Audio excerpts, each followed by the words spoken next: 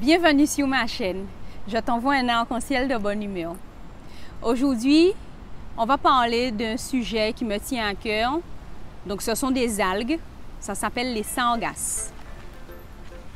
Les sargasses sont des algues qui touchent principalement le littoral des plages.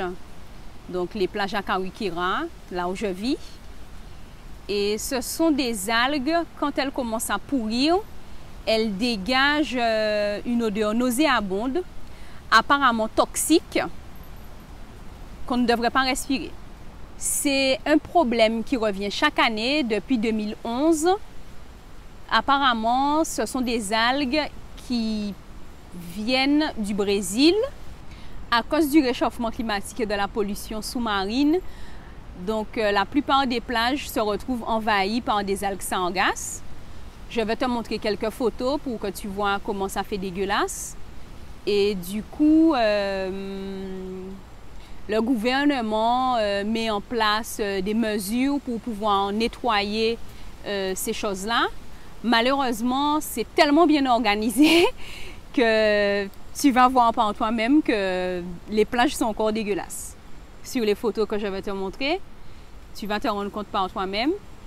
Et là, dernièrement, enfin récemment, j'ai vu une information qui disait qu'il y a 500 000 € qui va être débloqués pour pouvoir organiser le nettoyage de ces algues sur le littoral. Donc, on verra bien de toutes les façons à faire à suivre. Je te montrerai si ça a été réellement fait et comment c'est devenu merveilleux après le nettoyage.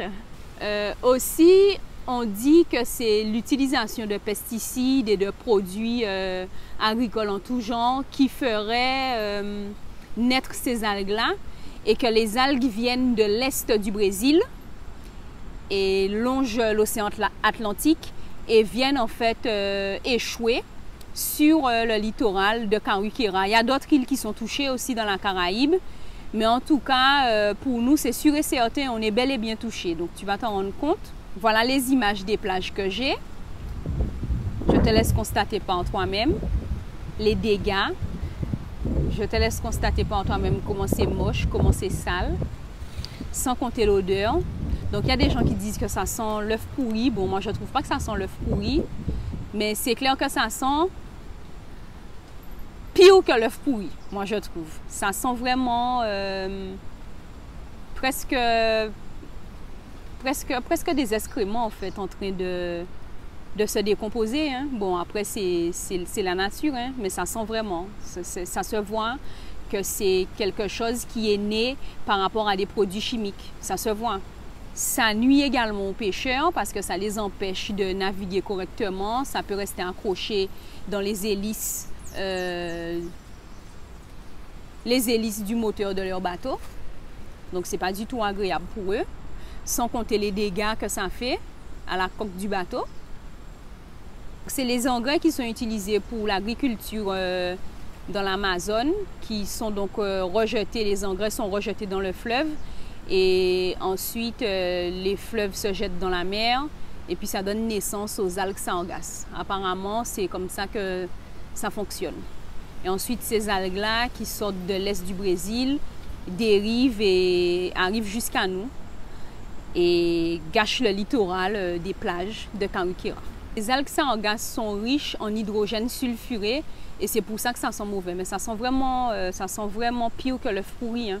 C'est trop gentil de dire que ça sent l'œuf pourri parce que ça pue vraiment. On ne se rend pas compte, mais par ricochet, nos choix alimentaires bouleversent énormément le climat, bouleversent énormément l'environnement autour de nous. Parce que s'il ne fallait pas cultiver des céréales en Amérique du Sud pour pouvoir nourrir le bétail et tous les autres animaux que les gens mangent, peut-être que ces algues-là ne seraient pas là maintenant parce que c'est à cause des engrais qui se rejettent dans les fleuves et qui arrivent à la mer que les algues sargasses arrivent jusqu'à nous parce que chaque fonctionnement qu'on a des conséquences. Donc voilà, je pense que si les gens avaient un régime alimentaire plus adapté à ce que nous offre la nature, donc je n'incite pas tout le monde à manger que des végétaux. Je veux surtout dire que si on consommait de manière raisonnable, puisque là l'industrie agroalimentaire ne nous aide pas, hein, ils passent leur temps à jeter des choses qui ne se vendent pas, au lieu de produire juste suffisamment pour la population, ils veulent tellement nous offrir des choses qu'ils nous offrent trop de choses et finalement c'est du gâchis. On se retrouve à jeter des choses, à ne pas avoir le temps de les vendre, à les solder, enfin tout et n'importe quoi. Donc je pense que si chaque personne mangeait en quantité raisonnable, ben, on ne serait pas maintenant confronté à ce problème de sargasse qui pourrit la vie des gens, quoi. Donc moi je pense à tous les gens qui habitent en bord de mer. Enfin, ça ne doit pas être facile à vivre pour eux. Sans compter les personnes qui ont besoin d'aller à la plage et qui ne peuvent pas puisqu'il y a les algues. Mais bon, après, ce n'est pas la fin du monde. Mais je pense qu'on doit aussi réfléchir aux choix qu'on fait, notamment aux choix alimentaires qui ont des conséquences finalement sur l'environnement puisque sans la nature, on n'ira pas bien loin. Donc voilà ce que j'avais à dire pour aujourd'hui. Je voulais te faire part du problème des sargasses à Kawikera. C'est un problème aussi qui est récurrent à Madinina, dans d'autres îles. Bon, je ne connais pas puisque je n'ai pas fait de recherche là-dessus.